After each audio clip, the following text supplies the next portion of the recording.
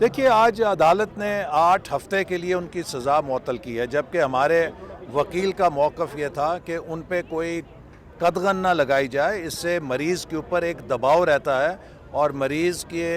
इलाज में उसे दबाव से निकालना अच्छा है, और जब भी वो रूबा सेहत हो जाएं तो प्रोसिक्यूशन उनकी कैंसिलेशन ऑफ बेल के लिए या दोबारा सज़ा की बहाली के लिए अदालत में आके उसे बहाल करा सकती है। तो अच्छा होता अगर उस पर कोई वक्त की कदगन ना लगती, और नवाज़ शरीफ साहब से जेल में जो उनको तिबी सहूलतें हासिल थीं वो विड्रॉ की गई और उनके ज़ाती मुआलिज को उन तक रसाई रोकी गई, जिसका नतीजा ये निकला है कि आज वो नहायत क्रिटिकली इल हैं और अपनी ज़िंदगी की लड़ाई हस्पताल में लड़ रहे हैं।